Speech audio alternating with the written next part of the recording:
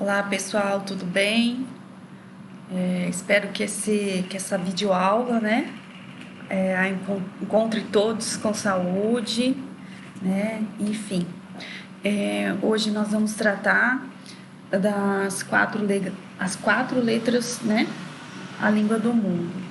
Eu vou puxar aqui a minha tela, vou deixar bem pequenininha, vamos lá, bem pequenininha, para a gente poder dar uma olhada nos slides que eu fiz, ok? E sim, então, eu trouxe, dando continuidade daquele material que nós já estávamos utilizando, que é o livro, né? Teoria e Prática do Ensino de Arte. Eu trouxe alguns fragmentos que acredito que é importante, né, para a gente discutir e fazer uma contextualização histórica. Somos seres simbólicos, seres de linguagem, né? O que eu trouxe aqui, né, que o livro traz? É a imagem, um grafismo, né, que os nossos antepassados utilizavam nas cavernas, né? As imagens repetidas nas paredes da caverna revelam o conhecimento que o homem construiu daquele mundo. Ou seja, a imagem, essa linguagem artística, ela é representativa, né, daquela época, daquele ano, daquele povo, né? Por isso, então, ele teve que criar, né, de criar, além de realidade imediata, um do outro, de imagens dos animais selvagens. Ou seja, eram os animais, né, daquela época, aquilo que era importante para ele. Neste ato criador, apropriou-se simbolicamente daquele mundo, capturando na representação visual algo que era dos animais selvagens, dando-lhes novos significados em formas simbólicas. Eu acho interessante, e depois vocês seguindo um pouco lá na página 33, né, do material, vocês vão ter três imagens de carro, né? Um desenho feito por uma criança de 6, 5 anos, um desenho feito de uma criança de 6 e um desenho feito pela criança de 11 anos. Esses desenhos, por exemplo, se representam um carro, né? Ele é o esquema de um carro, a fotografia de um carro e a escultura de um carro, né? Então, eles todos são signos do objeto carro. De uma certa forma, esse objeto ele é representado por um signo. Aqui, a simbologia, o signo foi essa representação na parede, na caverna, na verdade. Como seres simbólicos somos, realizamos o ato de simbolizar. E como seres simbólicos, somos seres de linguagem, capazes de conceber e manejar linguagem que nos permite ordenar o mundo e dar-lhe sentido. Ou seja, é por essa linguagem aqui nas cavernas, é por essa pintura rupestre nas cavernas que o homem ele se fazia compreender, que o homem se comunicava. Por que é a linguagem? Se ela não é comunicação, né? E é a partir dessa linguagem que ele também dava sentido às coisas, né? Desde as pinturas das cavernas e as palavras do homem primitivo, até as fórmulas e equações que levaram o homem moderno a visitar a Lua e hoje navegar na internet. Há um percurso de invenções que o ser humano fez e faz por meio de signos, sistemas simbólicos que se articulam em linguagens. Então, é muito interessante esse parágrafo aqui, eu chamo a atenção dele, porque é uma equação, é uma criação do homem, né? E é uma invenção, né? Por meio dos signos, né? Por meio dessas linguagens, né? Então, paramos para pensar, né? A partir desses signos, a partir desses sistemas simbólicos, né? Que é linguagem, ou melhor, que são linguagens, porque a linguagem não é uma só, né? E a linguagem, por exemplo, se eu pegar uma linguagem, uma linguagem do teatro, né? Ela tá com a música, ela tá entrelaçada e entretecida com o corpo. Então, uma linguagem, ela não é somente uma linguagem, né? Sistema simbólico e toda linguagem é um sistema de signo, ou seja, toda linguagem vai conter algum tipo de signo. As linguagens, então, elas são verbais e não verbais, ou seja, em algum momento, por exemplo, eu estou falando, né? É uma linguagem oral e tem a linguagem escrita. Só que a linguagem escrita não é somente essa aqui que a gente está lendo aqui, por exemplo, nos slides. Tem uma linguagem escrita, por exemplo, os emojis são uma linguagem escrita, né? Você consegue, né? Uma linguagem não verbal, digamos assim. Por meio deles, você consegue entender o que a pessoa quis dizer, sem escrever uma linha, né? Sem escrever, né? Então, aqui também, essa placa aqui, por exemplo, ela é simbólica, ela tem um símbolo, ela tem signo, ela utiliza de desenho, né? E é uma linguagem verbal, né? Aqui você entende que tem um quebra-mola à frente, aqui proibido virar à direita, né? Então, essa apropriação de signo, você se aproxima dele e se apropria dele a partir das suas vivências, né? E a partir de um ensinamento, né? Alguém ensina, por exemplo, que esse signo aqui da placa é proibido virar à direita, né? O que nos permite identificar e diferenciar, por exemplo, uma linguagem oral, que é a fala, uma linguagem gráfica, a escrita, ou mesmo um gráfico, né?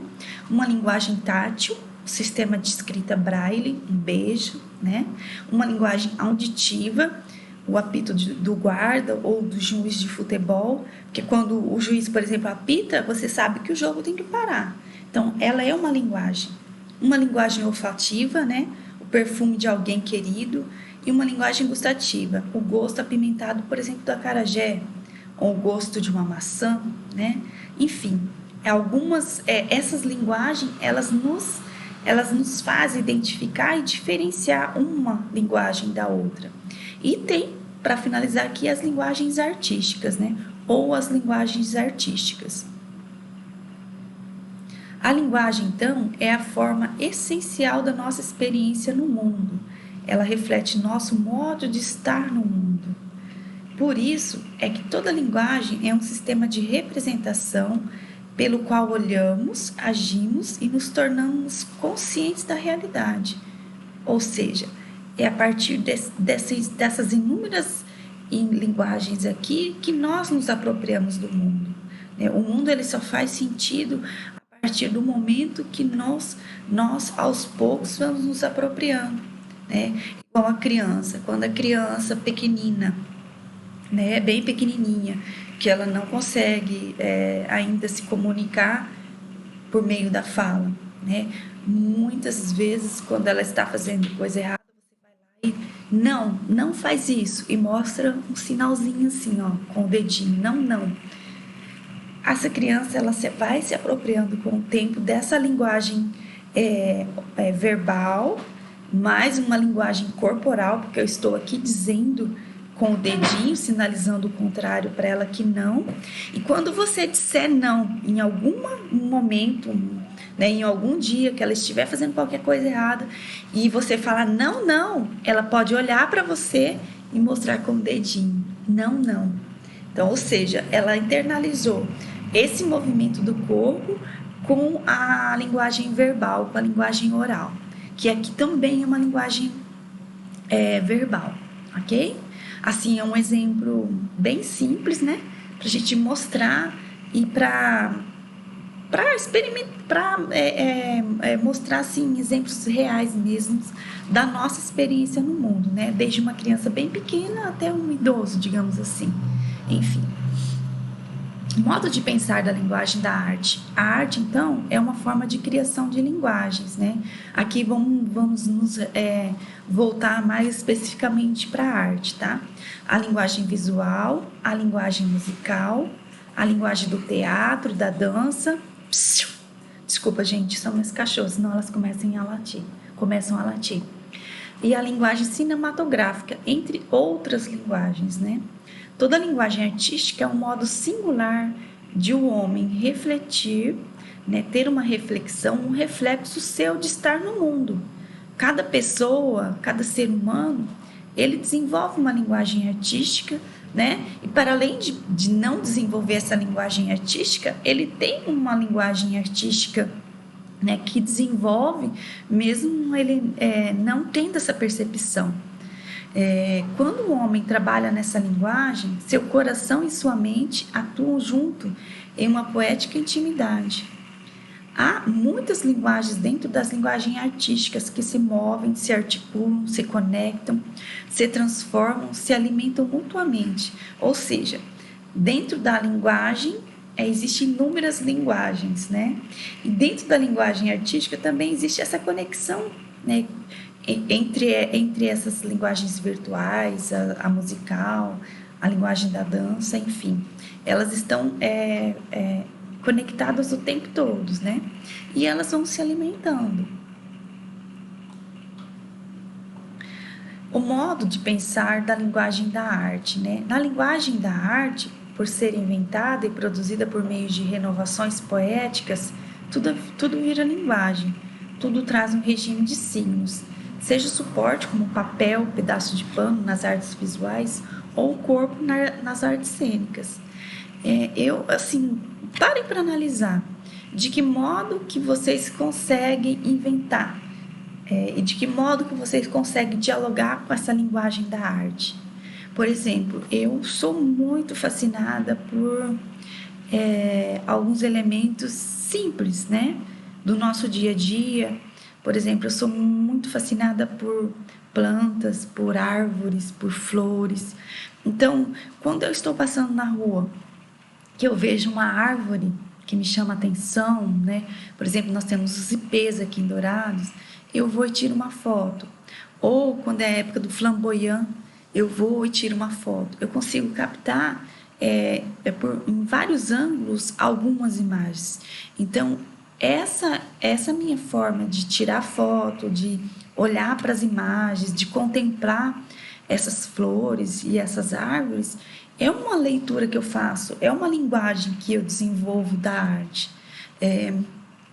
Por exemplo, em relação à comida, que eu gosto muito de cozinhar, por exemplo, ela não deixa de desvelar o meu interesse pela linguagem da culinária, né? Em produzir sabores, né? Em produzir algo que chama atenção, né? Por isso, então, que na feitura da linguagem da arte, do seu sistema sígnico, o homem leva ao extremo sua capacidade de inventar e ler signos com fins artísticos e estéticos. Ou seja, quando eu vejo uma árvore, quando eu vejo uma flor, quando eu vejo uma planta que me chama atenção, eu invento, né? E eu crio esse signo com um fim artístico e estético. Quando eu fui para Buenos Aires, por exemplo, uma coisa que me chamou muita atenção foram as árvores, né? Lá da universidade, as árvores estavam todas sem folhas, parecia que estavam mortas. Depois eu vou postar aqui na sala a imagem da foto que eu tirei, que mostra muito assim a questão das árvores todas secas, né? Porque lá era outono e inverno. Então, assim, me chamou muita atenção. Então, eu consigo valorizar e olhar para aquela árvore com esse fim artístico e estético. Eu consigo ver essa beleza, contemplar essa beleza. Talvez algumas pessoas possam olhar e falar, nossa, ela tirou foto das árvores, né, mortas praticamente, né? Mas não, eu achei que aquelas árvores eram muito belas, né? E depois elas ficariam verdinhas novamente, enfim. Eu vou postar depois para vocês verem, ok? Então, o que significa isso? Vamos jogar, então, para um exemplo muito, muito tranquilo, por exemplo, dentro de sala de aula. Você vê alguém à sua frente, né? E você consegue, por exemplo, captar ou fazer uma leitura da linguagem do corpo dessa pessoa, né? O corpo dela fala, a ação corporal, ela é visível no gesto e na atitude. Quando vocês olham, por exemplo, para mim, quando estou no presencial dando aula, vocês conseguem fazer uma leitura do corpo, né? E da minha atitude. E não é só casar o corpo, você casa com o corpo, com as experiências anteriores minha, né, de outras aulas que tive, das minhas atitudes. Então, vocês conseguem fazer essa leitura do corpo, da linguagem do corpo. E não só minha, como de qualquer uma outra pessoa, né? Do ente da família, de alguém da família, dos próprios colegas da sala, enfim. Você lê os signos, os gestos e as atitudes, né? Porque aqui os signos, então, do corpo, o signo do corpo, dessa linguagem corporal, são os gestos e as atitudes. E interpreta o que esse alguém está pensando. Isso lhes é comunicado por um modo de expressão não verbal, a linguagem corporal desse alguém. Vocês podem observar, por exemplo, lá na página 35, daquela estátua. É uma famosa estátua de um escultor francês, né? Que ele é o pensador. Né? Essa estátua é uma estátua muito famosa, né? E aí vocês conseguem também olhar para essa estátua e imaginar, né? Consegue fazer uma leitura do que dessa própria estátua. Certo, pessoal? Se a arte é a linguagem, então a arte ela tem um código, né? E aí eu trouxe algumas imagens para nós pensarmos nesses códigos, né? O que faz o modo de produzir do artista e que caracteriza a criação de signos artísticos. É a sua exploração e singularidade da organização em relação ao uso dos códigos da linguagem com o qual trabalha. Se formos analisar essa imagem aqui, primeira, é uma linguagem corporal, é uma linguagem artística da dança, né? E aqui nós também temos uma linguagem corporal, uma linguagem artística de uma dança. Aqui nós temos um código, né? Aqui essa experiência, esse espaço, ele provê esse código. Nessa outra imagem, a mesma coisa. São as experiências e a exploração dessas singularidades, desses espaços, que faz com que utilizamos esses códigos, né?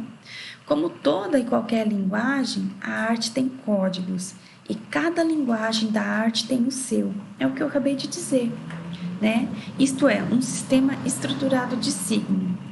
Assim, o artista, no seu fazer artístico, opera com elementos da gramática da linguagem da arte com liberdade de criação, utilizando-os de forma incomum. Ou seja, eu sou um artista, né? Eu sou uma artista e, por exemplo, eu posso me considerar como uma pessoa que tem uma linguagem artística com as fotos, né? Com a linguagem da fotografia. Né? Só que o meu código, por exemplo, é desvelar nas coisas pequenas e valorizar a partir das coisas pequenas o belo, a estética da beleza daquela obra artística. Né? Então, o meu código é olhar para esses elementos, por exemplo, esses elementos artísticos das flores, das plantas, de árvores que me chamam a atenção. Esse é um código meu, do meu eu artístico, né? Aqui, por exemplo, eu trouxe essa imagem de fotografia aqui, essa última imagem fotográfica, aqui é a minha orientadora, né? Ela saiu no carnaval, né? Saiu no grupo que nós tivemos aqui, nós fizemos, e ela saiu representando uma viúva. Só que ela utilizou essa linguagem artística, né, de uma viúva negra, para fazer uma crítica em relação ao sistema do presidente, né, ao governo, né, falando que ele matou a educação. Enfim, ela é uma educadora, ela trabalha na educação. Entende? Essa pessoa, ela utilizou esse tipo de código. Essa pessoa que não é uma artista, é uma pessoa comum, mas fez uma manifestação, né, popular, utilizando de uma cultura popular, né, para fazer uma crítica do governo atual. Então, assim, ela utilizou um código, ela utilizou uma roupa de uma viúva negra, certo? Aqui nós temos uma outra linguagem, que é o teatro, né? Ele traz essa simbologia, ele traz esse código. Aqui ela não deixa de teatralizar, ela não deixa de expor essa linguagem artística. E aqui nós temos um concerto também, que é uma apresentação, né, musical, né, que não envolve a linguagem do corpo de uma dança, mas envolve um movimento corporal, né? E é interessante também, se vocês viram uma apresentação, né, vamos pegar de ópera, né, uma apresentação de uma orquestra, como cada pessoa ela se relaciona com aquele instrumento, como que o rosto ou a forma como aquela pessoa ela dança, né, com aquele instrumento. Isso é muito interessante. E eu convido vocês para acessarem depois alguns canais e vídeos do YouTube de orquestras, né, procurando identificar a forma com que essas pessoas elas criam trejeitos, né, com o próprio corpo. Mesmo sentadas, elas conseguem dançar com esses instrumentos. Então, é a forma que você tem para olhar para essa questão da linguagem artística visual, né, e entender esse código. Isso não deixa de ser um código, né? Quando esse artista aqui, quando essa pessoa aqui que está utilizando o violoncelo, né, como que ele desenvolve, né, como ele cria esse código, né? Cada arte tem a sua, né? Então é interessante chamar a atenção. A mesma coisa você pode olhar aqui para essa cena de balé. Olha para esse movimento, né? O movimento final, né, do corpo, a extensão que ele atinge, o gesto que ele mostra, a sensibilidade que essa pessoa mostra com o corpo, né?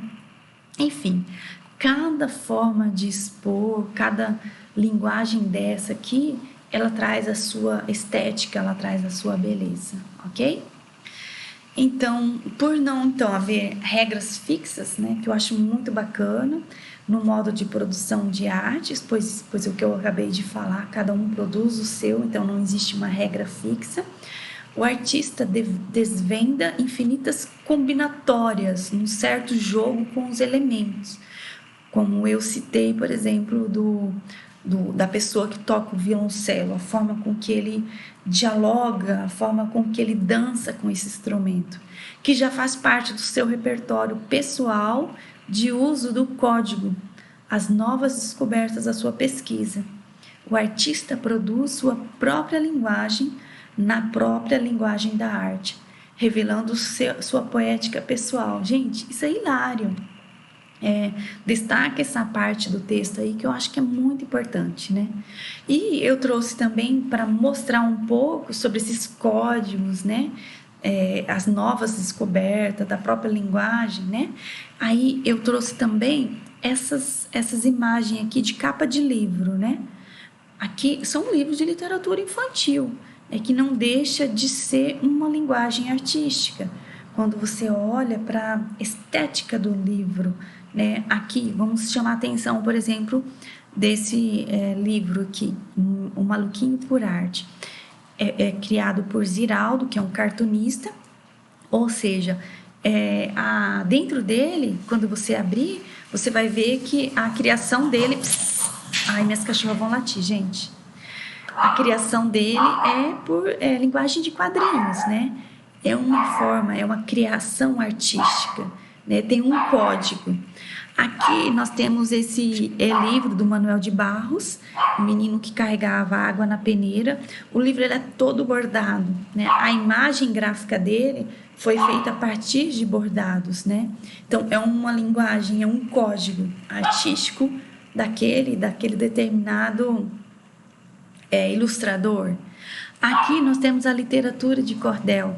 Toda vez que você identificar uma literatura de cordel, você vê que os traços não são coloridos, são traços mais firmes, né? Você vai identificar que é uma literatura de cordel. E aqui, por exemplo, é um livro, né, que é feito com as edições gráficas numa massa de modelar. Né? A história dele, toda dele é contada por meio de desenhos feitos em massa de modelar e foi feito as fotos, as imagens, as ilustrações e foi produzido o livro. Então, é isso que eu gostaria de informar vocês, né? Que cada linguagem, né, ela tem um código, né? E chamar a atenção desses códigos. Essa percepção do código eu vou identificando, né? A partir das minhas leituras que eu vou fazendo com o mundo, em relação às experiências que eu tive e em relação das experiências que eu possa ainda desenvolver, ok? Então, cada período artístico, cada obra de arte são, então, autônomos e trazem em si sua própria linguagem, foi o que eu disse, com certas características na sua produção, no seu efeito, no seu estilo singular. Então, a linguagem da arte nos permite ver o mundo, mostrando de modo condensado e sintético, extrapolando o que é previsível. A arte ela não é previsível, né? E o que é conhecido, ela amplia a nossa forma de olhar. Eu posso olhar para uma determinada arte e a partir das leituras que eu tenho, né? E eu volto à questão do charuto, por exemplo, trazer, rememorar alguma coisa que eu fui sensível, né? Que eu utilizei, que eu senti, enfim. É o modo de pensamento do fazer da linguagem da arte que é a intuição, a percepção, o sentimento, o pensamento e o conhecimento se condensam, né? Ou seja, tudo aquilo, as minhas experiências que eu vivenciei, elas se entretecem, elas se condensam e eu consigo olhar para uma determinada obra e fazer uma leitura daquilo que é previsível, entendeu? Para além daquilo que é previsível, eu faço uma leitura. E eu produzo imagens únicas, inconfundíveis e insubstituíveis. E são essas imagens poéticas, né? Pelo poder da síntese da linguagem da arte, a nossa sensibilidade capta uma forma de sentimento que nos nutre simbolicamente, ampliando o nosso repertório de significações. Adquirimos um conhecimento daquilo que ainda não sabíamos e, por isso mesmo, transformamos nossa relação sensível com o mundo e as coisas do mundo. Ou seja, nós precisamos desenvolver, olhar para todos os elementos artísticos, né? Essas linguagens, para além dessa linguagem artística, para a linguagem do corpo, para a linguagem da dança, para a linguagem oral, para a linguagem verbal, olfativa, enfim, e extrair dela um olhar sensível, né? Um olhar para ampliar a minha forma com que eu me relaciono com o mundo, né? E principalmente nós que somos professores, nós temos que desenvolver essa linguagem artística, né? Em relação ao sensível, ou aquilo que nos traz sensibilidades, né? Então, quais são os campos conceituais da arte, né? Ao longo dessa unidade ou do livro, dessa parte 1 do livro, nós trabalhamos com os conceitos de criação e produção, percepção e análise, porque a partir do momento que eu chamo a atenção de uma determinada obra ou de uma determinada linguagem, eu vou criando essa percepção e eu vou fazendo essa análise, né? E eu chamo a atenção de vocês, pessoal, para que vocês leiam e não leiam somente uma vez esse material. Vão extraindo dessa leitura fragmentos, né, coisas que vocês conseguem atrelar com o dia a dia seus, né, com as suas vivências, e construindo essa percepção e essa análise, né? E esses campos conceituais também, eles estão relacionados com o conhecimento e contextualização conceitual, histórico-cultural da produção artística e estética da humanidade, né? Quando, por exemplo, eu fui até aquela pintura rupestre, né, que eu trouxe da caverna, né, de pensar essa pintura rupestre na caverna como um espaço um espaço onde os primitivos naquela época tinham como registrar as suas vivências, as suas experiências naquele espaço, né? Naquela casa, né? Pessoal, pensar na leitura e produção na linguagem da arte, um modo único de despertar a consciência e novos modos de sensibilidade. olhar então para essa linguagem da arte como um modo sensível. Desculpa. A partir da soma dos estudos de vários teóricos do ensino da arte, podemos estruturar esses 3 campos conceituais. Foi o que eu acabei de dizer. Então, não é somente um teórico que vai falar sobre esses campos conceituais. A maioria deles, ou vários deles, vão falar dessa criação, produção, percepção, análise, conhecimento e contextualização conceitual, histórico-cultural, ok? Esses são os campos que nós trabalhamos até agora. E esses campos eles vão estar nas próximas discussões também, entretecidos entre outros conceitos, ok? E aqui eu finalizo, né, convidando vocês para mais tarde no nosso chat, também depois nos espaços de interação, para aqueles que não puderam estar com a gente no chat. Okay? Obrigada. Se vocês tiverem dúvida, por favor, mandem mensagem, destaquem partes do texto. É importante que nós façamos a leitura, né? São leituras assim muito importantes, muito interessantes. Eu estou aprendendo muito. Eu assim agradeço muito, né, a oportunidade de estar trabalhando com essa disciplina. Essa disciplina, ela é uma disciplina que trabalha as questões da sensibilidade e eu estou aproveitando para muita coisa do meu dia a dia, para minha perspectiva profissional também. Na escola, né, que eu trabalho como coordenadora, como eu disse a vocês, e eu vou levar essa discussão também para fazer com os professores nos momentos de formação. É uma discussão maravilhosa. Agradeço a atenção de vocês, né? Desculpa pelo vídeo ser tão amplo, gostaria que ele fosse um pouco menor, e eu vou tentar organizar em 2 partes, né, para aquelas pessoas que não conseguem baixar, conseguir baixar no celular, enfim. Obrigada e até a próxima. E se cuidem, vamos continuar nos cuidando, ok? Beijão. Bom dia, boa tarde, boa noite.